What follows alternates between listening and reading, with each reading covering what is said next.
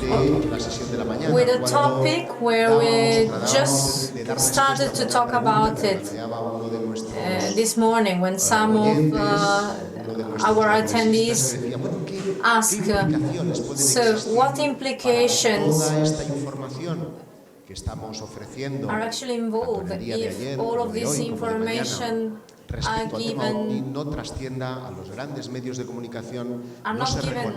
to the big media a nivel gubernamental. Officially? Well, what is the problem with that? Y nuestro siguiente invitado tiene mucho que decir al Following respecto. speaker has a lot Habida to cuenta say about de that. que ha perseguido, y es literal, a más de 190 legisladores, periodistas,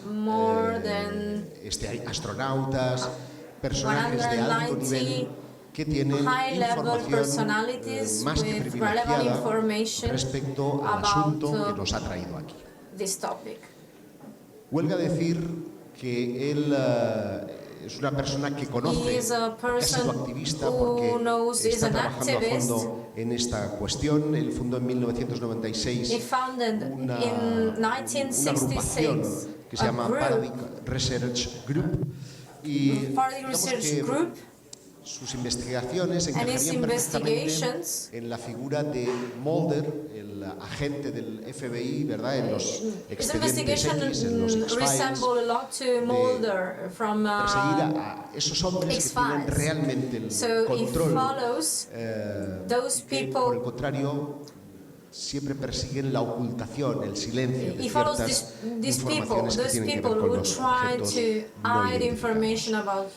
Tiene la misión de divulgar la realidad extraterrestre y para ello no ha escatimado en medios ni en recursos humanos y personales a lo largo de 20 años de investigación y entrevistas. Es uno de los más destacados miembros de lo que se ha dado en llamar la exopolítica a nivel internacional. Les hablo ni más ni menos que de Stephen Basset. Un fuerte aplauso.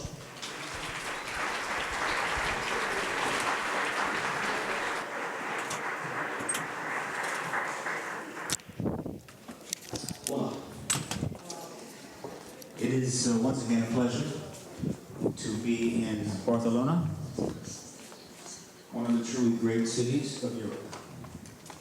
Thanks to Robin and Lorena and Paula and all the volunteers who made this possible.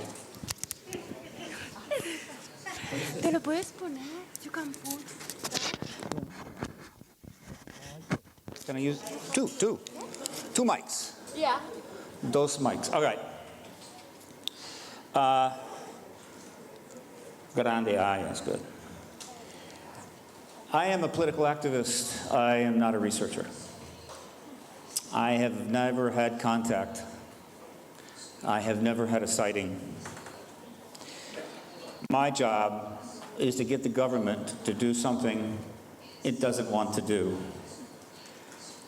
I understand that you in Catalonia maybe have a similar problem from time to time. Right? There are extraordinary things happening. I'm going to try to give you a sense of that. This is a fraction of the lecture that I normally give. It's very long. But let's begin. Everything's going to work, I know. Yes.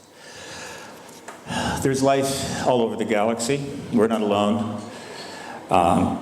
Life appeared on our planet about 4 billion years ago. 99% of all the species, 5 billion, already gone. There's about 14 billion right now on the planet, though there is a recent estimate it could be as high as 1 trillion species. And 250,000 years ago, a species, Homo sapiens sapien, emerged. It's the only sentient technological species on the planet. It's you. It's a wonderful species, but it can be difficult at times.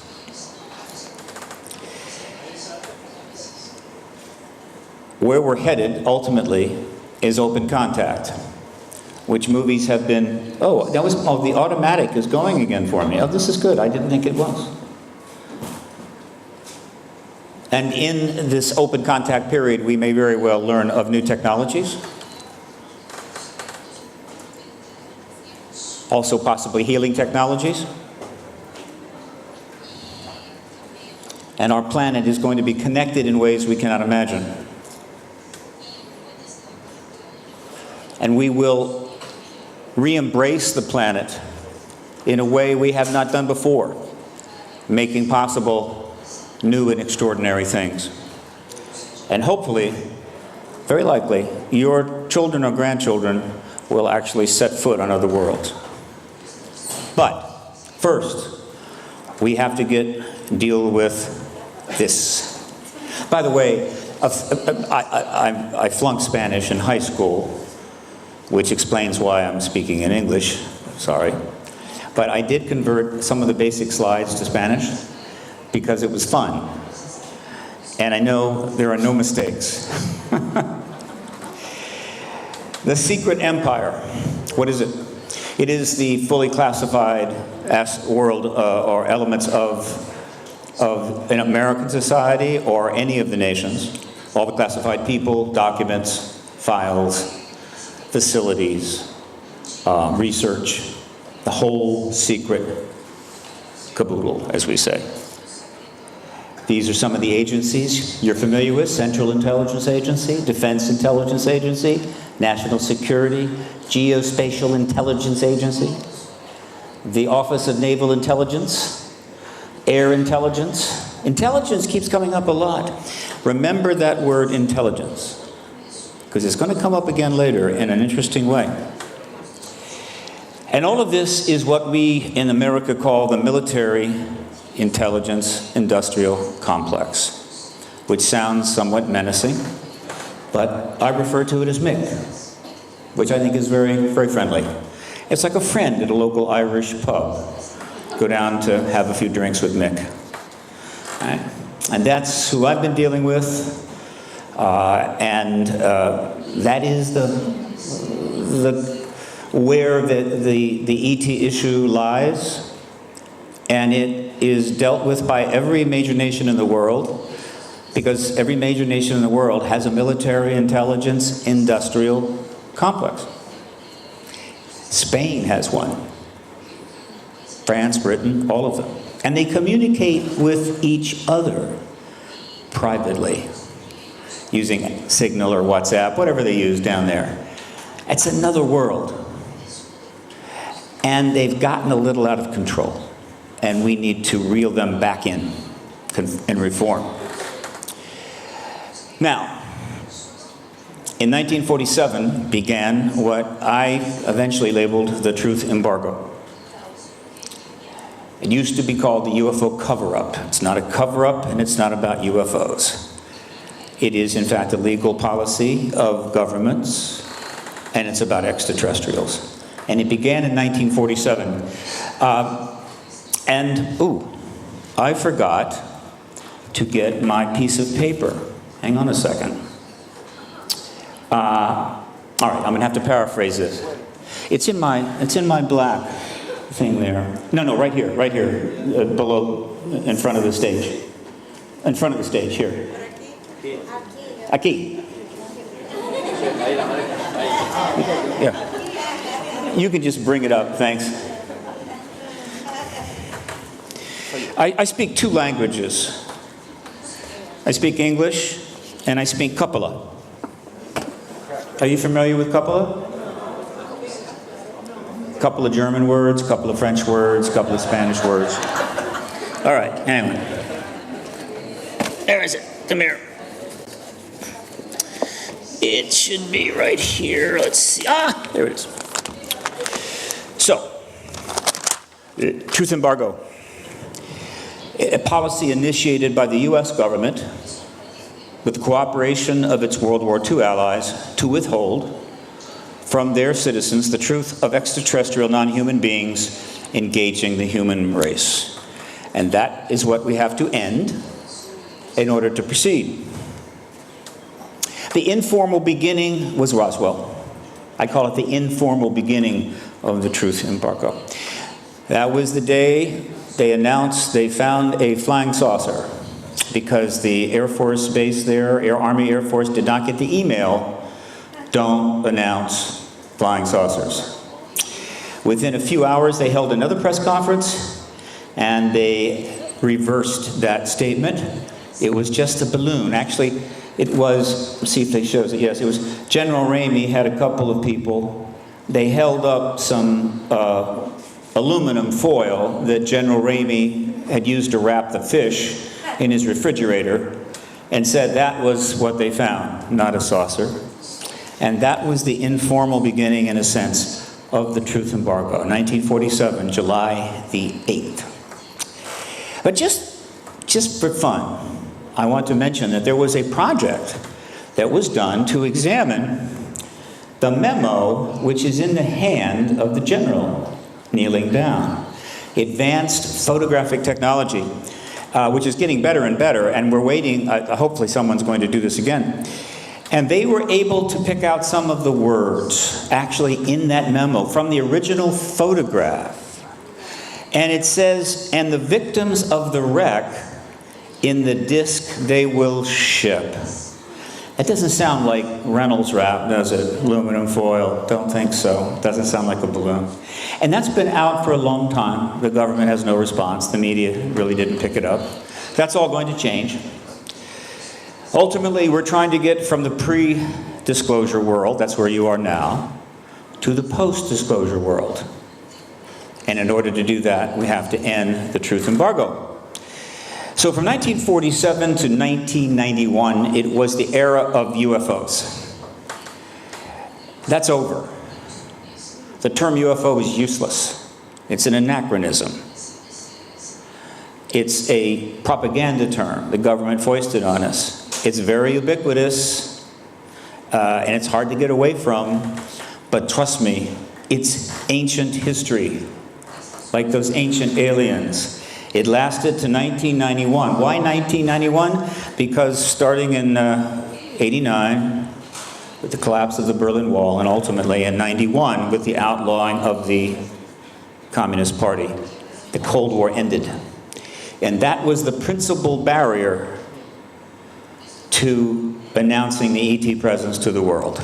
All those nuclear weapons on rapid launch mode in silos and mobile launchers and submarines just off the coast, so you only had about 15 seconds, right? But it ended, and now it was time to end the Truth Embargo. And so what began in 1991 was the era of exopolitics. Initially, in the early days, I called it the politics of UFOs, and then it became the politics of disclosure. And disclosure. Disclosure is an event. It's not a process. We know what divulgation, that's not the way I'm sure you pronounce it, but we know what disclosure is, a revealing of information. Oh, this is capital D disclosure. Here we go. That's very advanced, by the way, extremely advanced PowerPoint technology. Don't try this at home. And what is it? It is the formal acknowledgement by the world's governments of a non-human extraterrestrial intelligence engaging the human race. That's what it is. It would take 10 seconds. My fellow citizens, there's extraterrestrials here. Sorry we didn't tell you sooner. It just wasn't convenient. Thank you. Have a nice weekend. That's it. That's disclosure. It's over. And it will start with one head of state. But which head of state will it be? That's where the game gets interesting. And the politics of disclosure became ultimately exopolitics, though that term is now somewhat out of fashion. It almost made it. It'll come back. And this is back in the 90s I'm referring to. And the definition is exopolitics, meaning exopolitical science, the art or science of government, as concerned with guiding or influencing governmental policy toward extraterrestrial phenomena and extraterrestrial beings. There will be exopolitical departments in all the universities one day. Right now, there are nada. So, the exopolitical era, 1991, begins a chess game between the advocacy movement and the government. And the government always starts off with an unfair advantage. It has massive amounts of money. It has huge resources, secret facilities. It has black helicopters. And the advocacy, what do we got? We got no money. We're just trying to get the government to do something. Nobody will fund us because we're all crazy, according to the government, etc., etc. But over time, and this is true of every advocacy movement, civil rights, women's rights, independence movements, you pick up pieces along the way if you persist. And persistence is the #1 quality if you're going to be an activist. Also, obsessive compulsive disorder. That would be helpful. I have that. So, what we want to do is eventually checkmate the government so that it has to do what we want it to do. And in this case, checkmate means disclose the extraterrestrial presence to the world's people. Now, starting in 1991, moving forward, many things happened. I'm going to very quickly go through these because I want to get onto other stuff. This is mostly in the United States, almost all in the United States. But this is just a quick survey of some of the things that happened. All right. 1993, Lawrence Rockefeller approaches the Clinton White House and thus begins the Rockefeller Initiative. 1997, Colonel Philip Corso publishes his book, The Day After Roswell. Art Bell begins bringing people on his very successful program to discuss the politics of UFOs, the politics of disclosure, including me. I've now done 70 coast to coast. So we had a big audience. The Phoenix Lights event, major event, March of 1997. And then Stephen Greer's CSETI program does a briefing of members of Congress and the press at a hotel in Georgetown, June 6, 1997. Exopolitics, the term, was coined in the year 2000. And in that same year, we learned about the Jimmy Carter, President Carter, and the Stanford Research Institute ET studies. We didn't know about those, and they were revealed. Then the Disclosure Project of Stephen Greer holds a major press conference at the National Press Club, May 9, 2001, and introduces 75 witnesses to the 100 media that were there. It was a major step forward. The first significant coming forward of witnesses on this issue, military intelligence, political witnesses. Unfortunately, that effort and a lot of other things died 4 months later, September 11th, 2001. Then in 2002, John Podesta, former chief of staff to President Clinton and a very important man in Washington, calls for the UFO files to all of them to be released at the National Press Club. He comes back the next year and once again calls for all the files to be released. Then another member of the Clinton political team, Bill Richardson, Secretary of Energy, UN Ambassador, Governor of New Mexico, writes a foreword to a book, Roswell Dig Diaries, where he says the explanation the Air Force gave about Roswell was not correct, which was interesting because he called the Air Force a liar. Then there, 3 years later, the very important O'Hare sightings, the sighting over the O'Hare, Chicago O'Hare Airport. Very significant sighting, check it out. And then, same year, Governor Fife Symington came forward, former governor of Arizona, and said, I was outside the night of the Phoenix Lights. I saw it fly over me. He was the governor. It was a mile wide. But I didn't say anything because I didn't know what to do. That was a courageous thing on his part. 2007, the CIA released a substantial number of files, unexpectedly. many of them involving the UFO phenomena. Then in October of 2007 is when Dennis Kucinich and Bill Richardson were confronted with UFO questions, or ET questions, during a debate in Philadelphia for the presidential election, Democratic debate. And then just about a month later is when John Podesta and Leslie Kean produced a very substantial press conference with witnesses coming forward from a number of countries. I think Spain even had a representative, mostly at generals and pilots and what have you. Very significant press conference. There was a lot of media there. And then there was a little flap in Japan in December. A high-ranking official just happened to mention that the phenomena was real, causing quite a bit of stir in Japan, just a slip-up. Then there was the Stephenville sightings next year. Jets screaming across Texas, chasing an unidentified object, UAP, headed towards the presidential Crawford Ranch. Huge news about that. Again, government never really could explain it. Then in the May of 2008, the Vatican jumps into the game and announces that extraterrestrials are cool. We're down with extraterrestrials. We'll baptize them, we'll marry them, whatever they want. And the Vatican has been talking extraterrestrials ever since, because the Vatican knows about them, knows that something is going to come soon, disclosure, and they want to be on the right side of this issue because they're looking to pick up a lot of Catholics after disclosure. It's a very, very smart religion, very organized. And then Larry King starts bringing guests on his #1 CNN show, 2008, one after another, talking about these issues, very important. Thank you, Larry. He's still around. And then in 2008, Dr. Edgar Mitchell, the astronaut who walked on the moon, starts to speak to this issue, confirming Roswell was an ET craft, and the government is hiding this from us. He gave an interview on a UK station to an audience that had never heard this before, and they went crazy.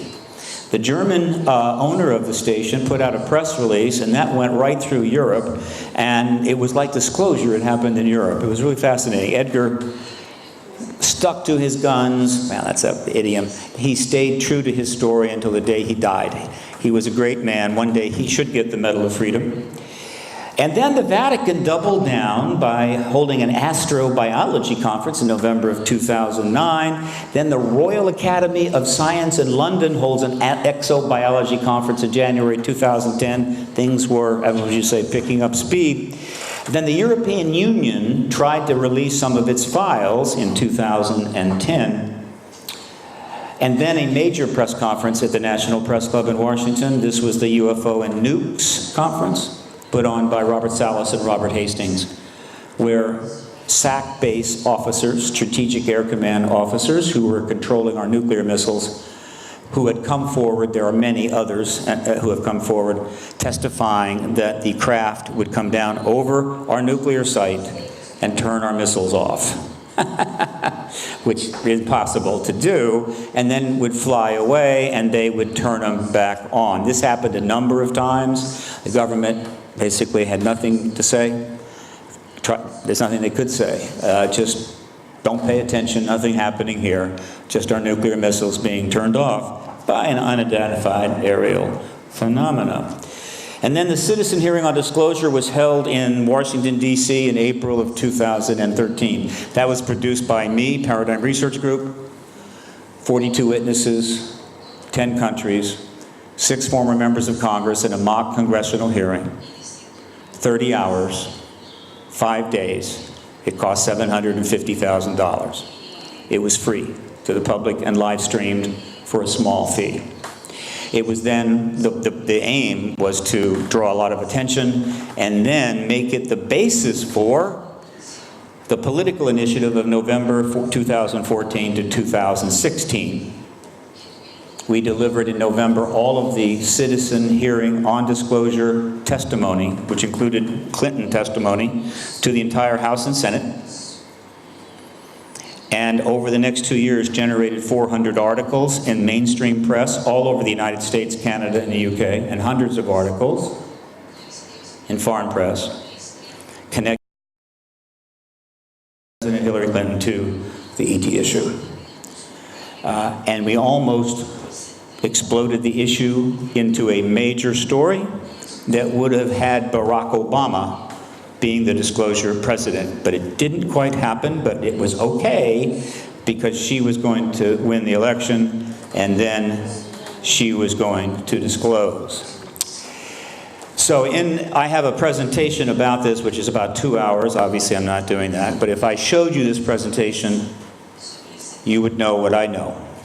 Hillary Clinton intended to disclose the extraterrestrial presence as soon as she took the White House. When she lost the election, the political initiative blew up sky high. Done. Finish. Finito. All right? I got very depressed. I was very unhappy. It wasn't about electing her or anybody else. It was about getting disclosure. And we had the leading candidate for the presidency completely connected to the issue. We had 42 reporters in source relationships, 2 Pulitzer Prize winners. The moment she wins, they're going to be on her immediately. But she planned on doing it anyway. And we would have had disclosure by now, and we would be in the post-disclosure world. And my speaking fees would be way higher than they are now. Cha-chow. Okay. So that didn't happen. I was very upset. Hang on. But before I go further, I should also mention that other nations have put pressure on the United States to end the Truth Embargo over the years. The first nation to really start that pressure was France, with the issuing the Cometa report in 1999. UFOs and defense, what should we prepare for? And it had a closing statement that was pretty emphatic. And that statement was, a single hypothesis sufficiently takes into account the facts, and for the most part, only calls for present-day science. It is the hypothesis of extraterrestrial visitors. That was France taking out a white glove and slapping the US across the face, saying, it is time to get going. Stop this procrastination. And then, oh boy, it got rolling. Mexico releases a very profound video in 2004. Paul Hellyer in 2005, the former defense minister of Canada, comes forward and says Roswell was an extraterrestrial craft. Canada released documents in 2006. Brazil started cooperating between their Air Force and UFO researchers, particularly H.A. Gavard, and released files in 2006. France started releasing files in 2007. In 2007, the United Kingdom started a series of releases of UFO files that continued right up until 2017. Denmark released in 2009, Uruguay 2009, Sweden 2009, Russia 2009. Exobiology Conference at the Vatican, another one, 2009. New Zealand, and yes, Spain released UFO files, 2016. Better late than never, right? These were proactive releases. These weren't forced. They put them on the internet. Said, come look. This was a message to the United States. Oh, great power. Oh, great savior of the Russian bear, the Soviet bear. End this embargo, please. We'd like to get on with civilization. We haven't ended it yet. We've been busy doing other things. I don't want to go there. This is an article about the release of the Spanish UFO files. I recommend you check into that. All right? Be proud. So in despair, after the election was lost, I fled to London to find myself and plot a new course. But you see, I had a plan. Remember, I mentioned all these other countries are supporting disclosure in their own way. And there's one particular country that interested me. So I went to London on April the 2nd. Within 2 days, I got a call from a Russian television network, a national network, 400 stations, 120 million viewer base, REN TV. Interestingly enough, they wanted to interview me right away. in London. And I said, I'll interview, but only in Moscow. And they said, buy your own ticket and you can interview here, which I did. I could have gotten an EasyJet for $40, but EasyJet was destroying Aeroflot, so basically Putin kicked EasyJet out of Russia, and I flew Aeroflot, which, by the way, is a really good airline now. Years ago, they crashed all the time. I mean, the chances of getting hit by an Aeroflot plane, very high, just driving out the highway. No longer. Top safety record, great airplanes. I recommend you fly Aeroflot any chance you get. I'm just promoting Aeroflot. It doesn't mean anything. Don't get carried away. So I went to Russia on May the 3rd, and I gave a 1.5 interview to REN TV. Okay, no big deal, right? Except that I did something no one has ever done before. For 20 years, I have been doing interviews. I've done over 1,200 radio and television interviews. And in most of them, I always mention Vladimir Putin. Why do I do that? Well, it's because I want, well, first of all, the Pentagon and the White House don't return my calls. I don't get any invites to anything. So I have to talk to them through the media, and so the message I'm sending in the White House and the Pentagon, which I've been sending them since 2001, is that unless Vladimir Putin is on the CIA payroll, he could disclose the ET presence to the Russian people anytime he wants to.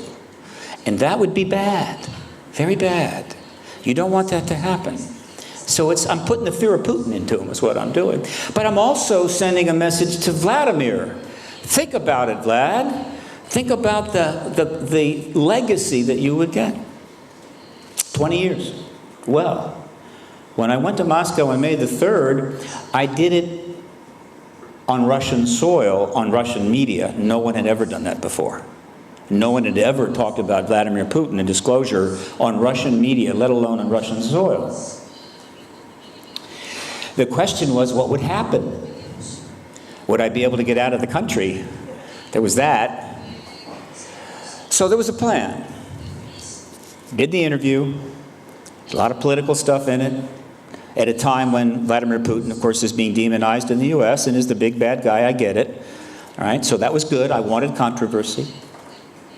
I knew the CIA knew that I was there. When you've been poking them with a stick for 20 years and you go to Moscow, I assure you, they know you're going to Moscow, right? But would Putin know I was there? Because I didn't promote this. I knew I couldn't do that. So an Italian friend of mine who had a lot of Moscow contacts arranged for me to have 6 meetings in Moscow at his hotel. And so I met with 6 groups of Russians, or Soviets as well. These were men mostly, a couple of women, 3 or 4 at a time, 5 in one group. I had an average translator. There's 4 Russians in front of me. What are you going to do, right? How are you? How are you doing? I love the food here. How's the May Day thing? Whatever. It didn't matter, because almost all of these men had worked in the Soviet and Russian government dealing with ETs, and now they're out of the government dealing with ET stuff. You see, the interest in ETs is higher in Russia than in almost any country in the world. A lot of people don't know that. And they've done tons of research. They were ahead of us in some of the research. We had to catch up. They have their own reasons why they haven't disclosed. In the interview I gave, I said to the journalist, I said, if I had 1 minute with Vladimir, I'd ask him one question. Why haven't you disclosed yet? Why have you allowed this to go on? Why have you not taken that legacy for yourself and your country? So I give the interview, I come back to London, and now the question is, what's going to happen next? Because if Vladimir doesn't want this idea out there. If he doesn't want this in play at that level, he can stop it like that. About a month later, an article turns up in Pravda RU, and the headline was roughly, UFO activist wants Vladimir Putin to disclose. And I said, bingo, right? Excellent. And then, a few months later, they used a little bit of that interview in one of their shows. They have very sophisticated shows about ETs and paranormal there. Quality stuff. Great CGI. I got the full English language interview sent to me. That wasn't prevented. I then put that up on my website. I did a press release to the world. Here's the interview. The American press completely ignored it. The British press covered it. Don't worry, it hasn't gone anywhere, right? So that was not a problem. And so what I learned was that Vladimir Putin is not uncomfortable with that idea out there. And of course, the CIA noted that as well. Basset is a crazy lunatic. Now he's gone to Russia. He keeps talking about Putin. Putin's going to disclose, and we're going to get thrown under the bus. So remember that, because I'm going to come back to that issue in a little bit. So that was my Russia. By the way, Moscow, what? I get off the plane, it's a $1 ride on the metro all the way down to central Moscow.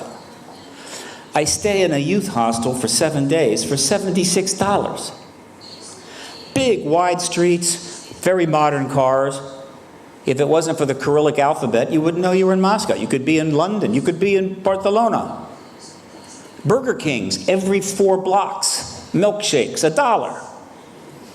Everybody knew I was an American. They treated me wonderfully. What's with this thing? This US-Russia thing? Another Cold War? The lunatics and the psychopaths never stop, folks. They will get you in another war and another and another. They will never end until you pull them out of office. Pull them off the leadership stage. Now that's the political activist in me. I got them under control. It's okay. Don't panic. So let's see, because I can get a lot more heated than that. So then, there's my man. He has style. He does. He has panache. He looks good in a shirt or without a shirt. And of course, I've been kind of reaching him there all these years, right? This is the cover for the interviews that were on. They're on my website, paradigmresearchgroup.org, or Google my name, which is, hang on, no, I don't have it, Stephen Basset.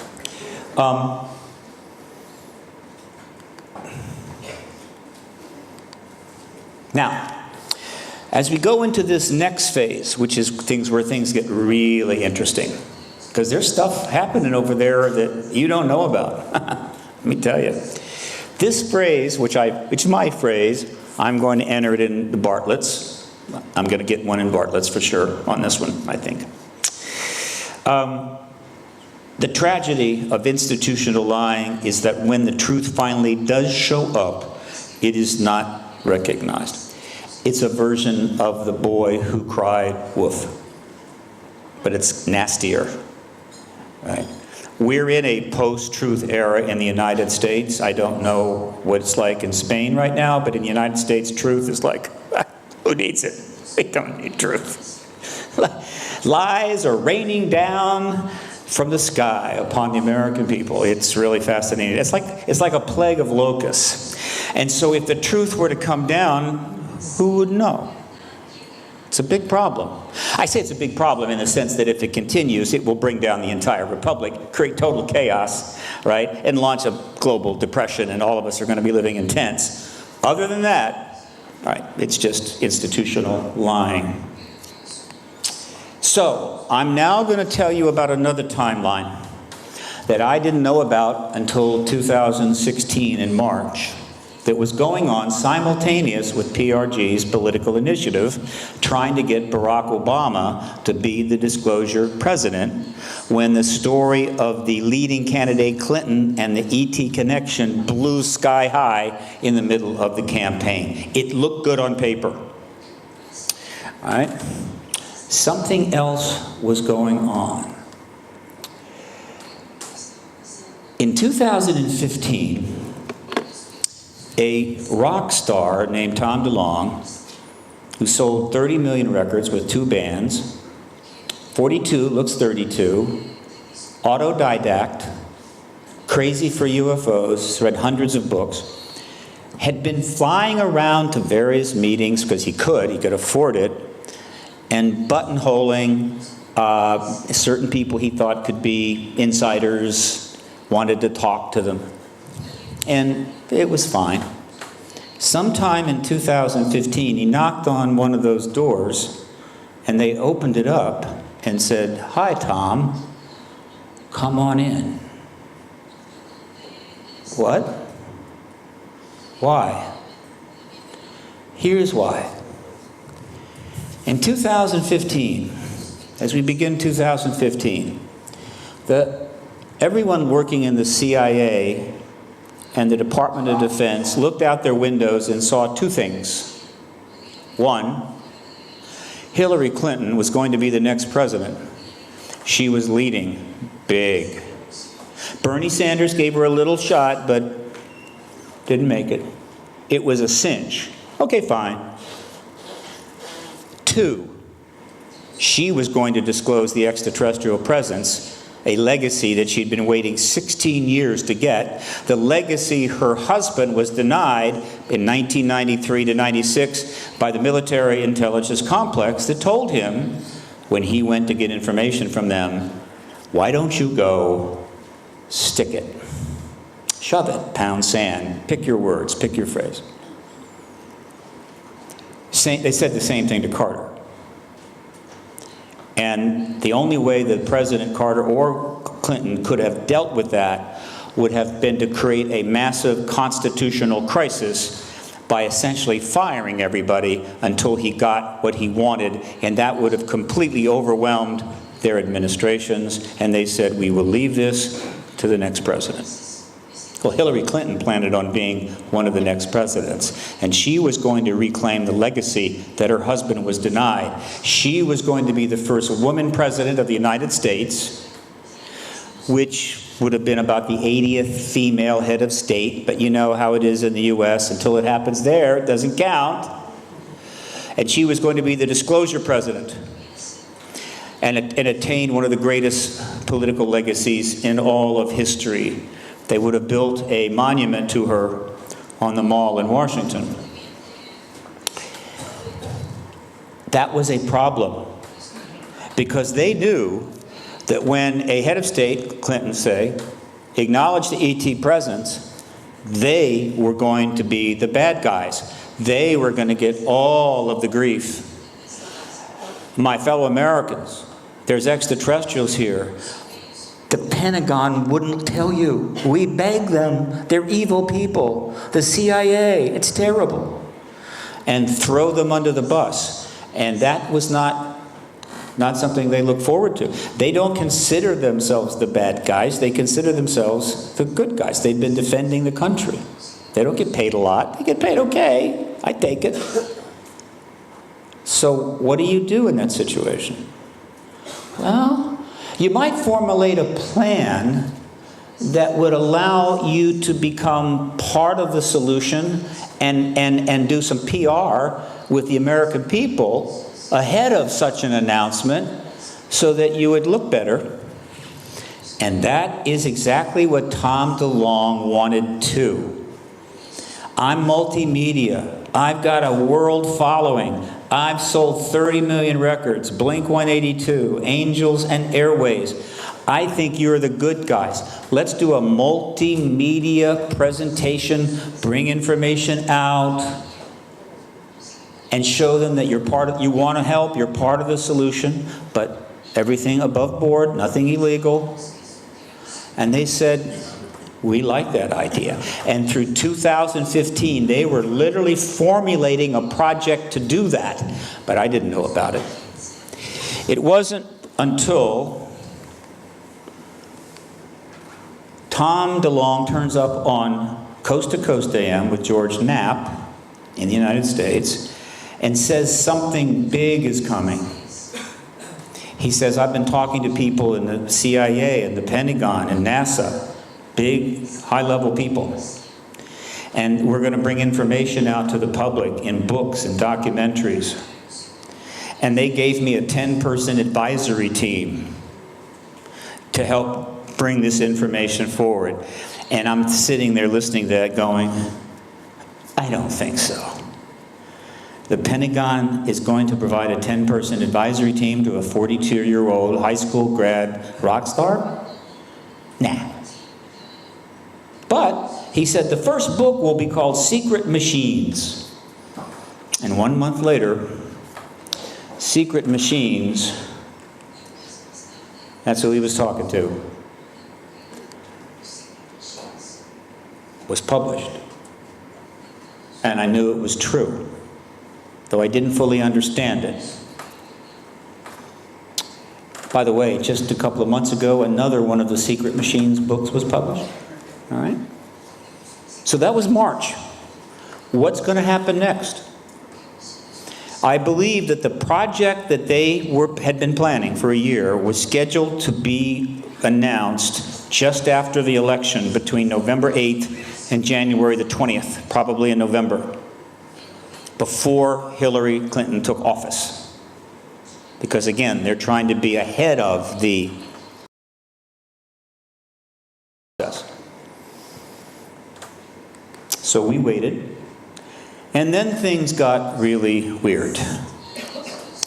When I say weird, folks, I mean, well, weird in a way that we weren't used to. There's weird politics in this world, and we watch it from afar. But in the U.S., we don't expect it this bizarre. It got this bizarre. But of the many things that happened, just before the election, WikiLeaks released 50,000 emails from Hillary Clinton's campaign manager, John Podesta. And those emails included 95 UFO ET-related emails. And Tom DeLonge was all over them. There was a photo of him with John Podesta. That's Tom on the left, John in the middle. That's Peter Lavenda, Tom, a couple of Tom's people. There was a photo of Podesta sitting down for a documentary interview. There were names that should not have been mentioned.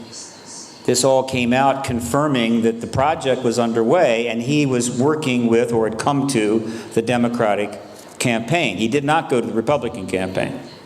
Because remember, they weren't going to win. So this caused a problem for the Pentagon CIA group that was behind this project. And they needed to deal with that, but it was okay. Clinton was going to win and we'll work it all out. She didn't win. Now what? What is going to happen next? Well, again, as you know, I fled to Europe. They had to step back and wait to see how things were going to go. But, interestingly enough, just before the inauguration of the new president on January the 20th, the CIA, we remember who we were talking about, decided that the day before was the day to release 13 million files, declassified files, to the internet for everybody to see, including a bunch of UFO stuff, remote viewing.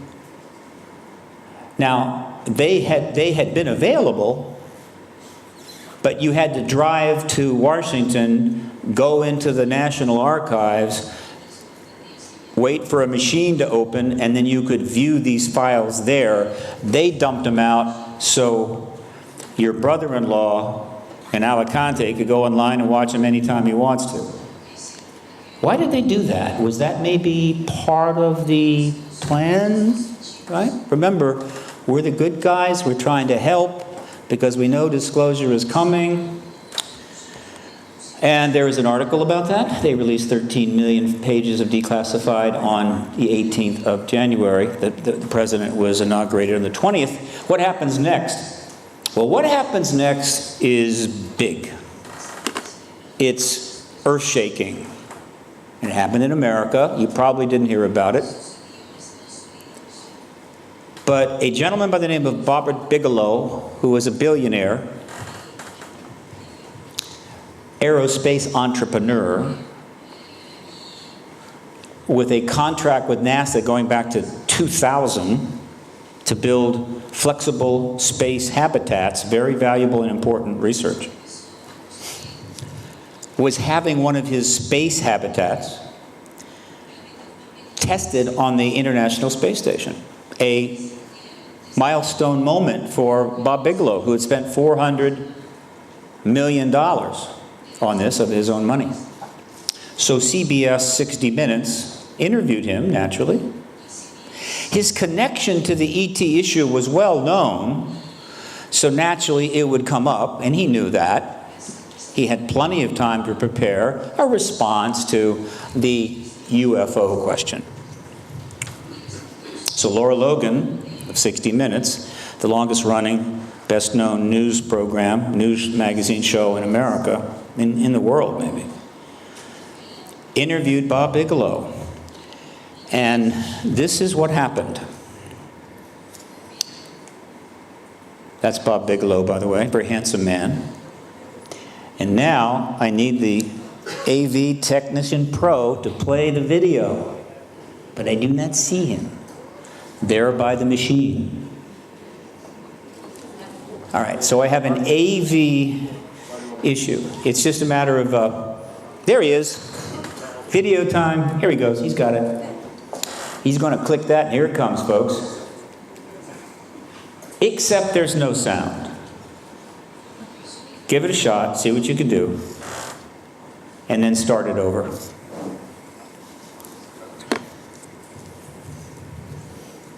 I don't have audio. It has sound. He's trying to find the sound. Missing sound.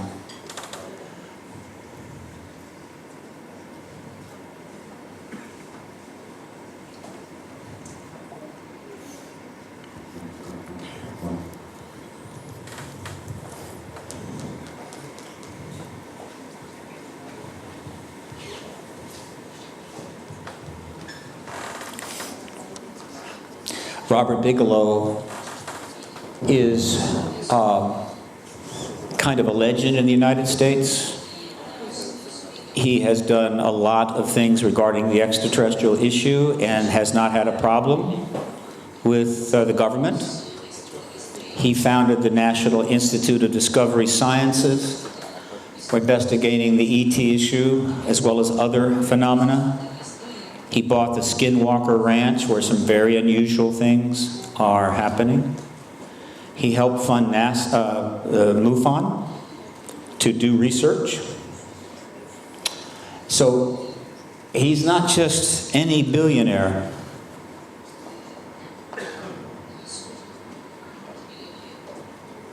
So essentially, what's going on is that she takes a tour of the space facility, Bigelow Aerospace, and at the very end, it's time to ask the UFO question. And so she goes into it. They do a little setup. It's all very nicely done. And if the sound doesn't come up, I'm just going to tell you what happens here. All right? Essentially, what happens is Laura Logan says to Robert Bigelow, "Do you think there's extraterrestrials?" And Robert Bigelow on 60 Minutes says, "There has been an extraterrestrial presence here for some time." And she, you know she's going, "What?" Didn't expect that. So she then comes back with a standard response. "Are you concerned that people might think you're a little..." And his response was instantaneous. "I don't give a damn." I don't care. So he doubles down, and she says, do you think we should be looking for extraterrestrials out there? And he says, you don't have to look out there. And she says, because they're here? And he says, yeah, they're here. Billionaire, space entrepreneur, 25-year contract with NASA, just said extraterrestrials are engaging the human race on 60 Minutes. Big deal. A very, very big deal. So that was in May, and I thought that was significant, but I didn't realize how significant. I'm moving on. Hopefully that we'll have some sound by the next one. On October the 11th, the project was finally announced. It had an unusual name, To the Stars Academy of Arts and Science. If I had had a chance to talk with Tom, I'd have said, Tom, stop at Academy. To the Stars Academy, you got it. You don't need the arts and science. It confuses you with the Oscars. You don't want to go there, but whatever. They put out a website. They announced the team of people. They announced that they've set up a public benefit corporation to raise money to pursue a range of investigations and research directly or indirectly related to the ET issue. Okay, fine. And they had 5 of the team members on stage for this Facebook video announcement, low-key, no press in the audience. The audience was empty. And he made the opening remarks. That's Tom DeLonge there. But the most important person I knew would be the first team member to speak, and that was Christopher Mellon. Who is Christopher Mellon? Oops.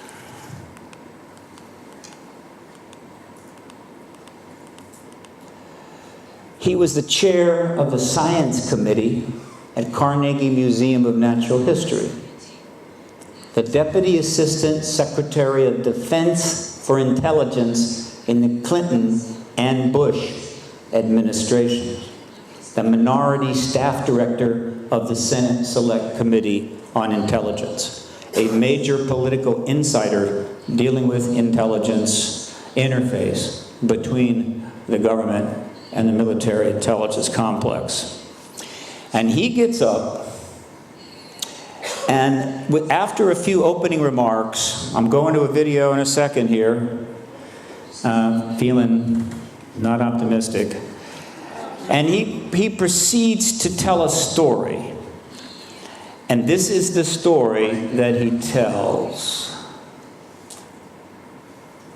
First, we got to run the video. There it is. Sound looks like it's on. No sound. Okay. All right.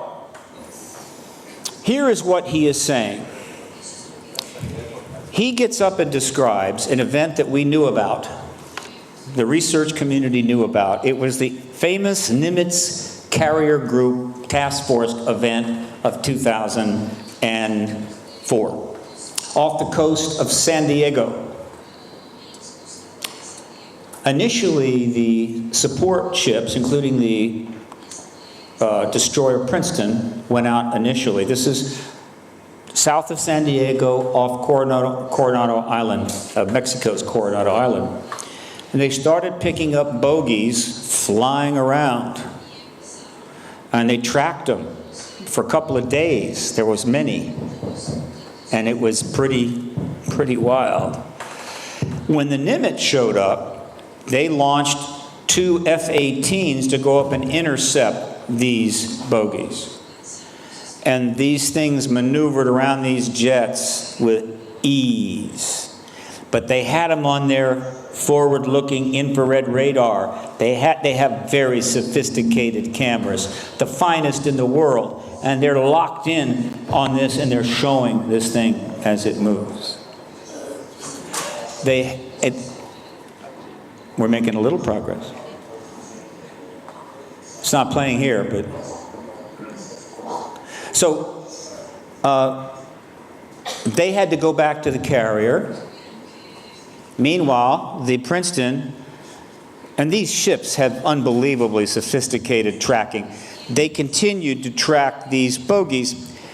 And in one instance, the craft shot straight up to 80,000 feet vertically, and then at supersonic speeds went straight down and stopped right over the ocean, 20 feet above the water. He's describing this. What do you think? You think China's got something that can do that? Maybe Russia? I don't think so. He did everything but say that was an extraterrestrial craft. On the video, which I'm going to show later, but which has some value but no sound.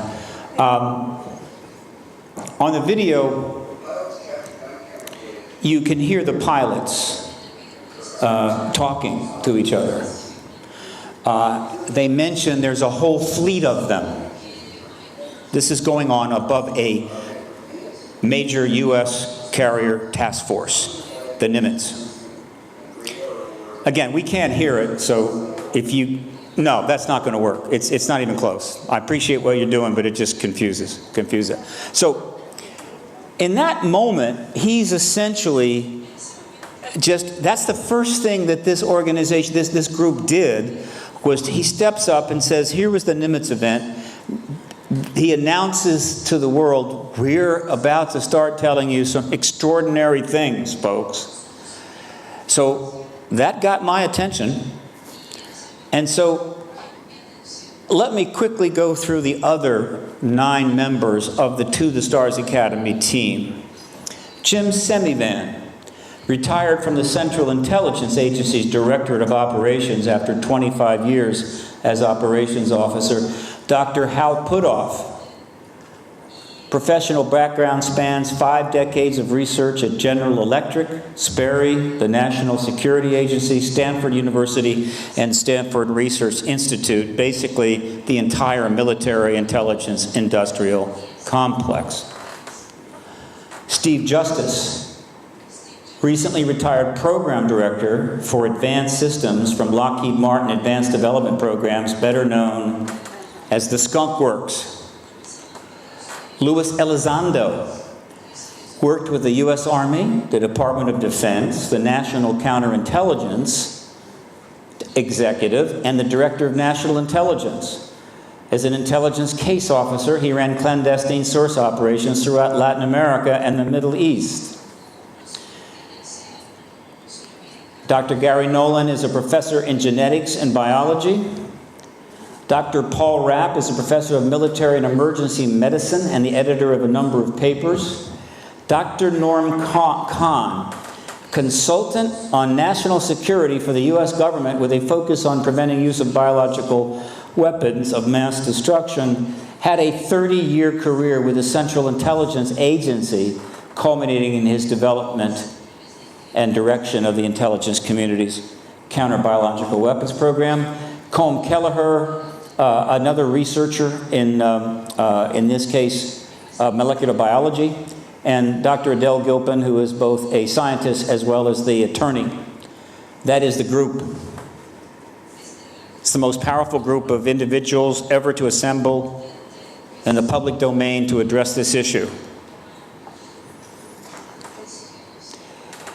What happens next is they deliver a story to the New York Times. They agreed to some selected interviews, and they provide them some rather interesting video.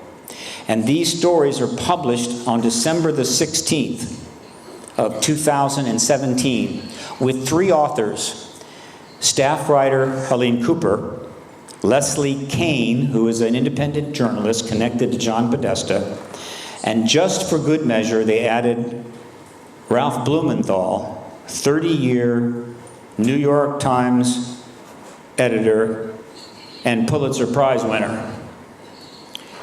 And these stories announced several things. They announced that there had been a, quote, UFO research program at the Pentagon from 2007 to 2012. It eventually became known as the Advanced Aerospace Threat Identification Program. We call it ATIP. And they announced that Luis Elizondo was the person who ran that program and continued to run the program even after the money ran out in 2012 by borrowing here and there. And when he left to become a member of the To the Stars Academy, he was given 3 declassified gun camera footage tapes of UAP intercepts. One of which you're going to see, but not here. All right? Now even that's not working.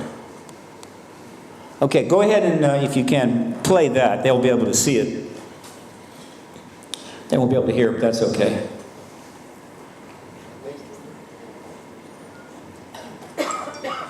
This is the gun camera footage of the Nimitz entity.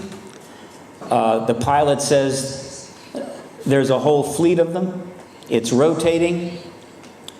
This was the first gun camera footage ever formally released by the United States government. The United States government has thousands of these reels, tapes, of thousands of unidentified aerial phenomena intercepts, UAPs. Because every time they send up an aircraft to intercept or check out a bogey, as we call it, they have to film it. They can't just wait for the pilot to land and then take him or her into an office in front of one of those forensic artists and said, "Can you draw what you saw up there?" They film it. The U.S. government has been filming unidentified aerial phenomena piloted by extraterrestrials since 1947. And guess what? The Spanish government has been doing exactly the same thing, and the Spanish military has reels of this footage, as does France and the UK and Russia, Germany, Brazil, Mexico, and Canada, and China. Thousands of them, and you can't get them. You can submit Freedom of Information Act request until the day you die. You will not get that footage, because if they release that, Truth Embargo over. But 3 of these footages was given to Luis Elizondo as he walks out the door of the Department of Defense, and they deliver them to the New York Times, and the New York Times put that video up on their site, and it was seen around the world by hundreds of millions of people. This isn't 1970, folks. It isn't 1990. It isn't 2010 even. This is the end of the Truth Embargo, its last days. So, what else happened here? This is Luis Elizondo, who ran the Advanced Aerospace Threat Identification Program. This is the gentleman that got that program started. The Department of Defense did not want to start a UFO program because they've been researching extraterrestrial phenomena 24 hours a day, 7 days a week, 352 weeks a year since the 1940s. They've never stopped investigating. But Harry Reid was the Senate Majority Leader, and he wanted a study because he had been encouraged by Robert Bigelow, who was in the same state, friend of Harry Reid's. And so the Pentagon had to go along with it. And Harry was going to get the money. They earmarked $22 million, spent it over 5 years. And a lot of the money went to Bigelow Aerospace to do some of the research for them, particularly on materials research. So that was in the New York Times article. Harry Reid was outed. He confirmed it. Bigelow confirmed it. No problem. And then they interviewed the pilot of that jet that shot the footage you saw. There's another pilot, he's also been talked to, David Fravor, Captain David Fravor, basically said, yeah, we saw it, we filmed it, right? The bogey that went straight up to 80,000 feet, came straight down, hovered over the water. Just, you know, nothing special about that.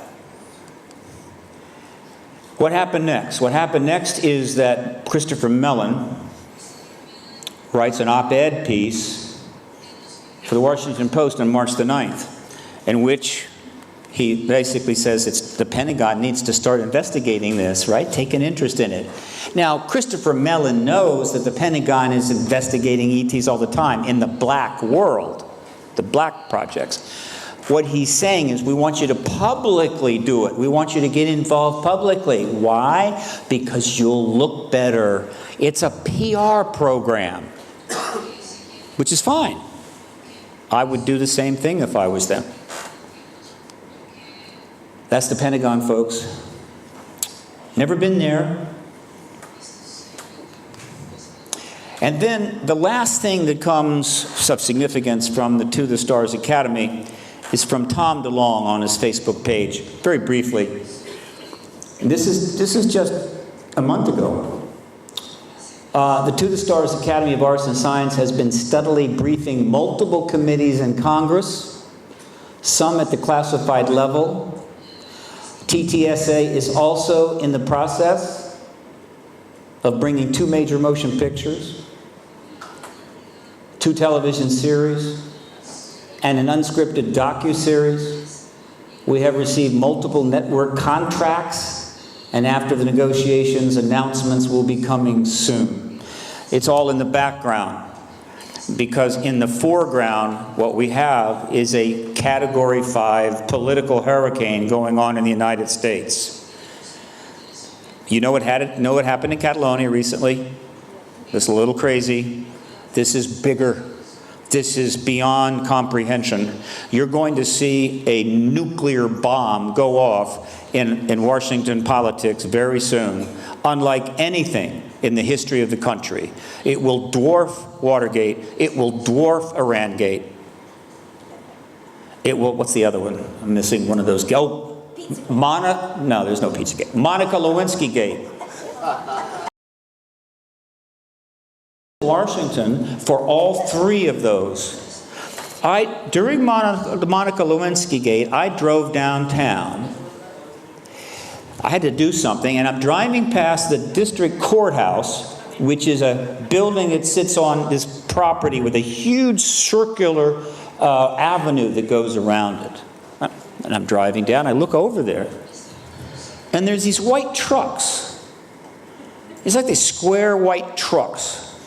And every one of them had an antenna on the top. And they were parked all the way around. I don't know how many. Might have been 200. Why were those white trucks there? This was networks and local news networks from all over the country parked at that courthouse because Monica Lewinsky was there to give some testimony. That was Monica Lewinsky Gate. That is what is called a media feeding frenzy.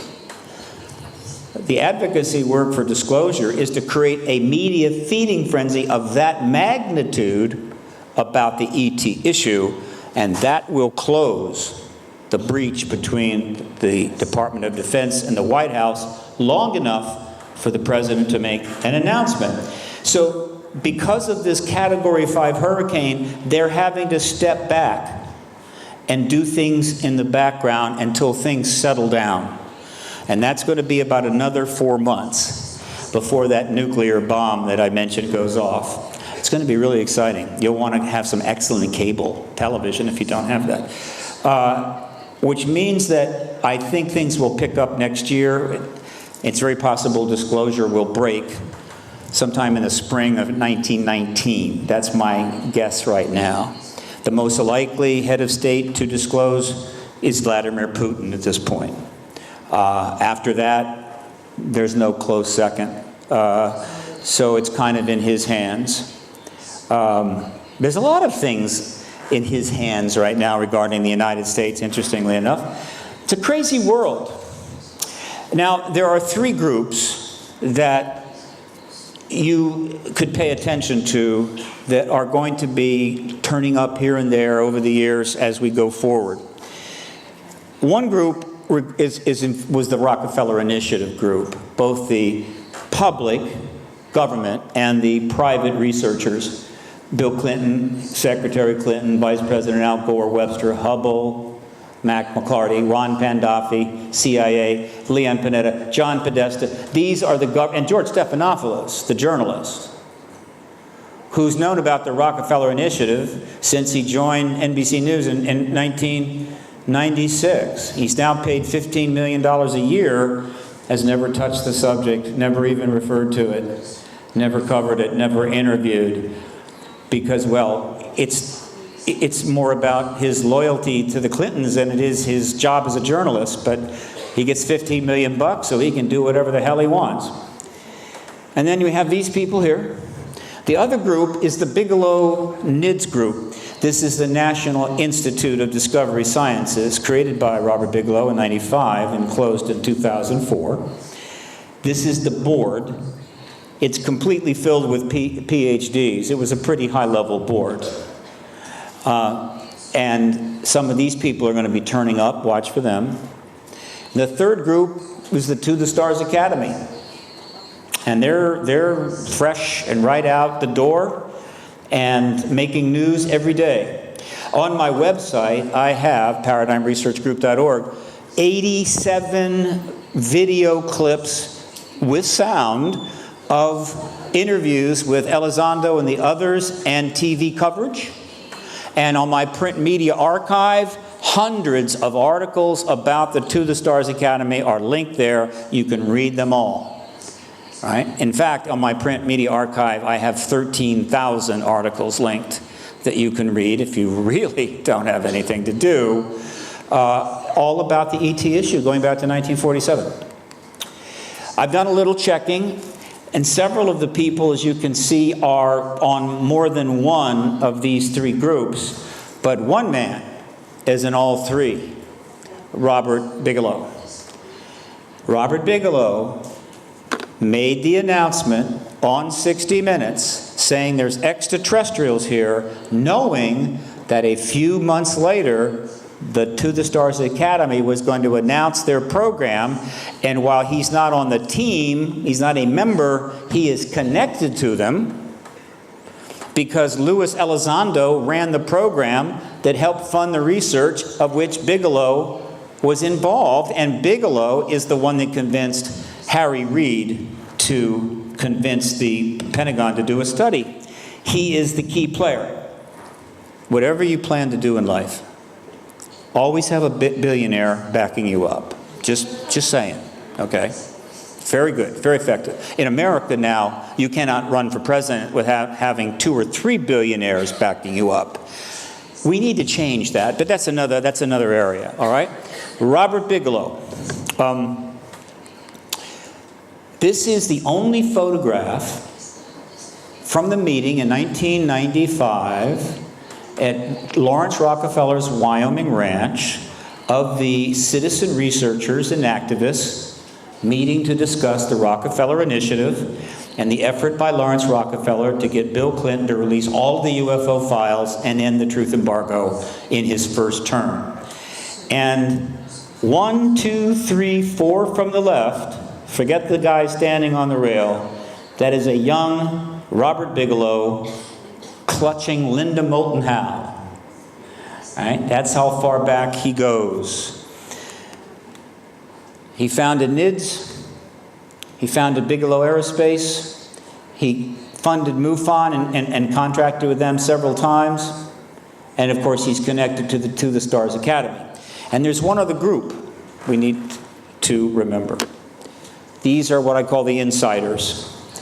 We learned from one of the To the Stars Academy team members, Jim Semivan, that behind the 10 people that are now in the public, not working for the government anymore, but with huge security clearances that they still carry, There are 30 or more people inside the Pentagon and CIA backing them up.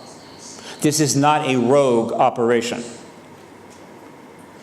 So, how that group was able to get the authorization or the maneuverability to launch this independent release of information, we do not know.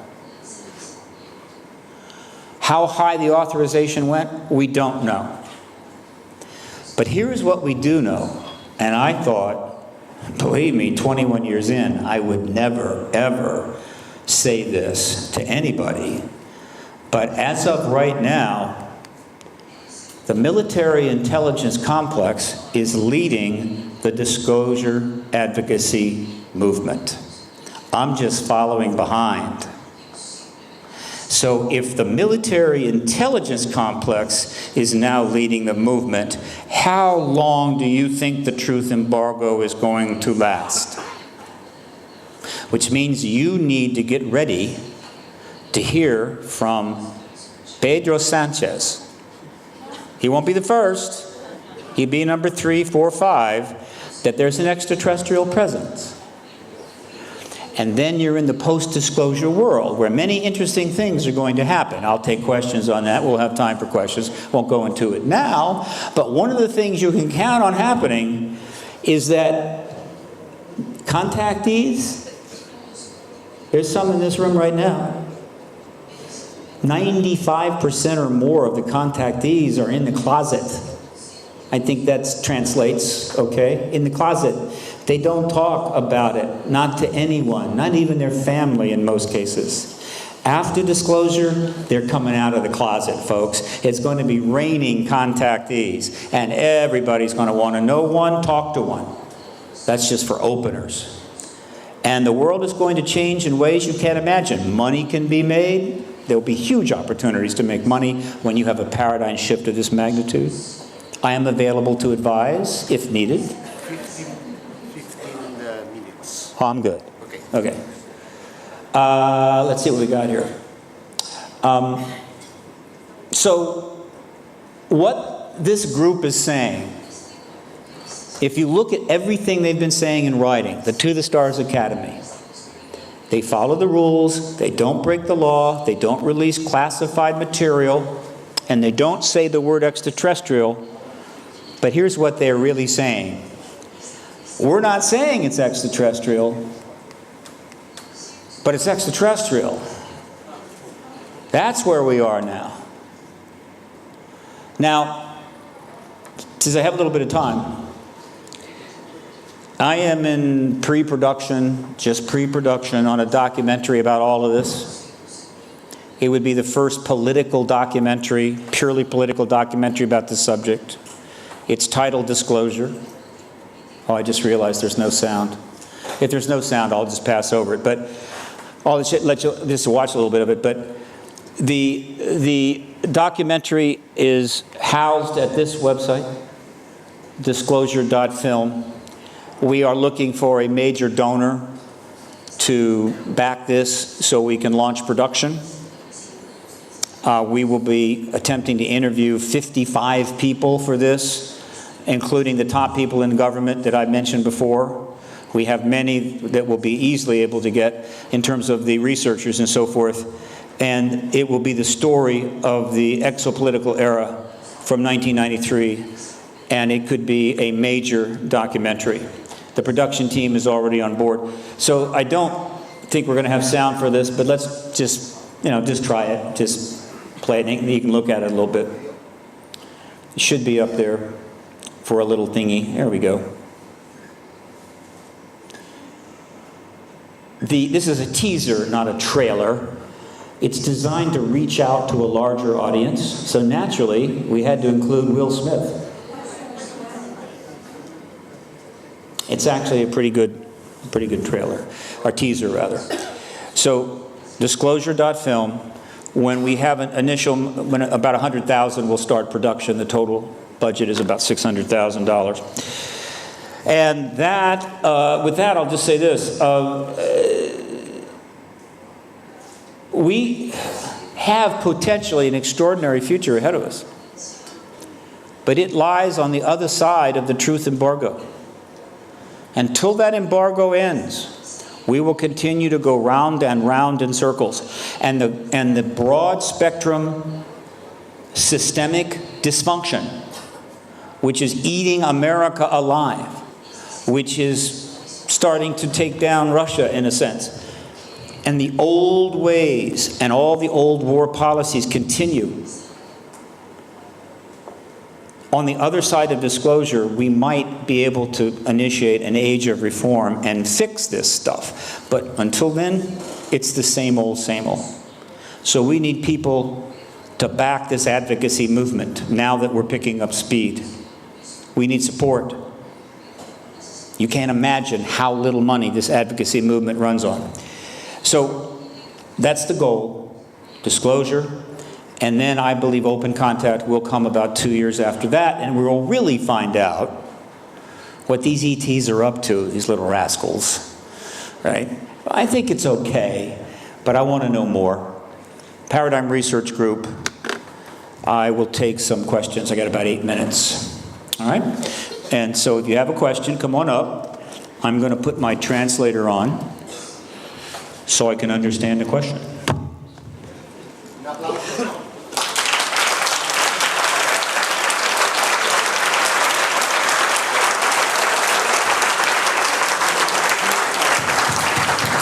So we have time for a couple? Let's see if I got this on here.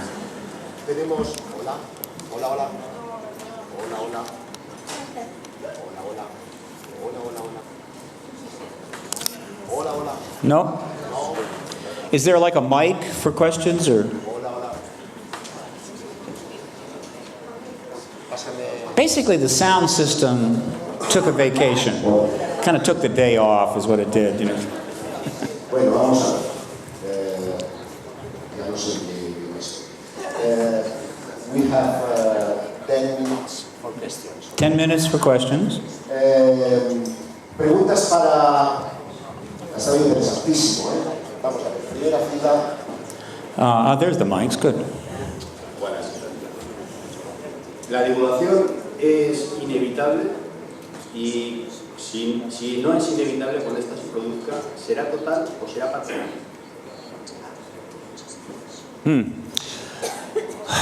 Disclosure, as the advocacy movement defines it, which is how I define it, is the event, the announcement of the presence. That's all it is. It's a capital D. It's a singular thing. My fellow citizens, there are extraterrestrials here. That's disclosure. Now, small d disclosure is the information flow. We've had that, but it's incomplete, and it's been corrupted by the government. After the announcement comes the post-disclosure world, in which the people and the media will be demanding the government tell them everything right now. And the government will say, we want to tell you a little bit at a time. And there'll be a nice little, I guess, tug of war, we say, right? There will be a real, I'm not sure what the phrase is, but in time, the information will come out. They're not just going to dump everything out, I assure you. It will be orderly process. PRG hopes to be very much involved. One of the first things I'm going to do post-disclosure is call for amnesty for witnesses. That means if a witness comes forward, they have nothing to worry about, no legal concerns if they're bringing information out. But also truth and reconciliation for individuals in the government. Now, that's a different thing.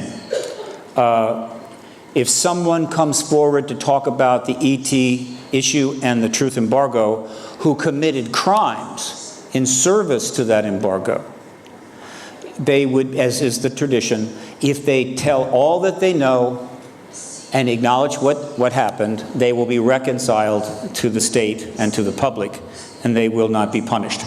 The post-disclosure world needs to be a step into the future, not a jump into a lake of litigation. we need to move forward. So that's the answer. Yo quisiera también formular una cuestión.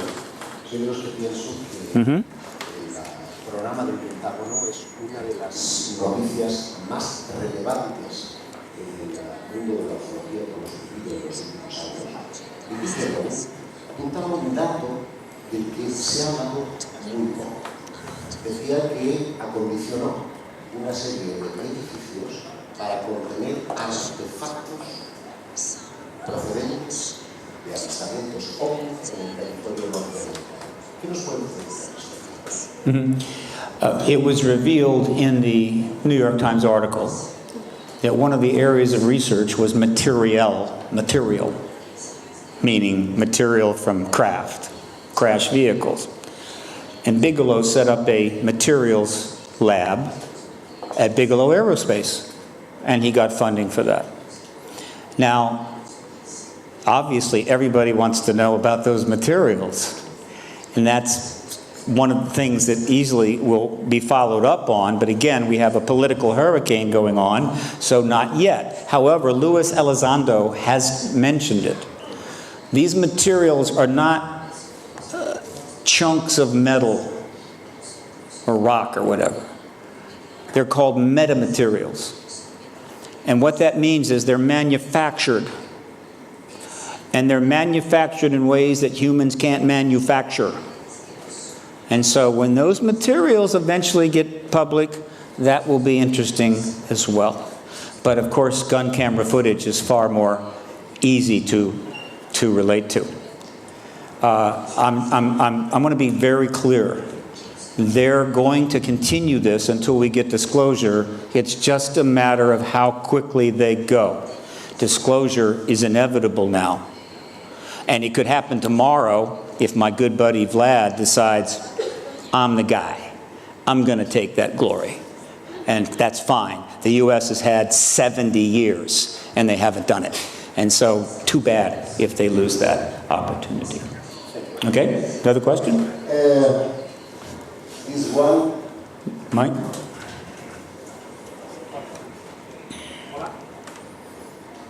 Vamos a ver el micrófono. Hola, ahora. Bueno, primero muchas gracias por la charla, es espectacular. Mi pregunta sería, yo creo que ahora con el cambio de, bueno, con el disclosure, va a haber una, como dicen, una post-disclosure era. Eso sugiere que con ese va a haber un cambio de paradigma total, de lo que está ocurriendo ahí, yo creo también. Con todo lo que estamos diciendo en el Congreso sobre las diferentes partes que hay, ¿no? Está por un lado los gobiernos mundiales, que puede haber un gobierno mundial por detrás, por otro lado los EPs, la humanidad, o sea, hay muchas partes involucradas en esto y yo creo que tiene que haber un análisis que todo el mundo, todas esas partes están teniendo ahora, como que va a ser como una partida de ajedrez, ¿no? Todos se van a posicionar. ¿Qué opinan las diferentes bandas alienígenas? Pues están ahí, ¿no? Cada una pensará algo. Por otro lado está el gobierno de Estados Unidos y el Deep State que está detrás. Y todos los intereses no están alineados, ¿no? Entonces es como si ahora nos pusiéramos a pensar en qué piensa cada uno de ellos. Es muy difícil alinear todos esos intereses. Y Yes. Yes. Look, the announcement of the extraterrestrial presence and the transition we're going through is, let me just turn that off for a second, is just the most complicated thing the human race is ever going to do. This is as big as it gets. 50,000 books will be written about the Truth Embargo, the end of the Truth Embargo, and the post-disclosure acclimatization or the post-disclosure era. Can't even begin. But there are huge conflicting interests. Everyone is going to want to be a part of it one way. Everyone has their ideas of what should happen. But if we're going to reform the institutions which are failing us, we are going to have to come together.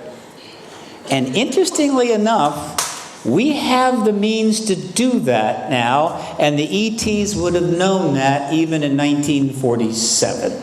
They would have known, they've been around, this is not their first rodeo. They were able to project our technology curve or trends even as early as 1940, when we were going to hit AI, the singularity, get really into trouble on genetics research, etc., and when we were going to get the computer, the personal computer, that thing that doesn't produce sound over there, okay? You have, every one of you's got a computer. Well, you've got the phone, that's a computer. The phone you have has more computer power than launched the moon shots for the Apollo mission. The laptop you have is an invention so extraordinary, and then when you combine it with the internet, you have no idea how much power you have. Because it's just happened. I mean, it was 95. I didn't get a machine until 2000. But when the world's people realize, wait a minute, if 50 million of us want something to happen, and we all connect on the internet and form an organization, and we all put $5 in, that's $250 million, you can make things happen, can't you? If you want to push the government in this way, you have the ability, if you figure out what to do, to marshal unbelievable resources. The government doesn't want you to do this, believe me. They want you to stay in your box and watch cat videos on Facebook. They don't want you to interact and network and amalgamate your power. That's why they're going to try to take net neutrality away, and they're going to play games with it, and you need to kick them in the butt every time they try. That internet and that computer is the one thing standing between you and the dystopian future written in every science fiction book from 1950 to 1985. But you have it, and they cannot take it away. Virtually impossible now.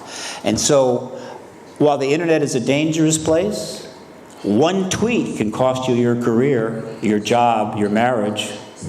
You got to figure that out, right? Don't put anything on the net in any way, Facebook, Twitter, email, bulletin board, that you don't want to see on a giant billboard in the center of Barcelona.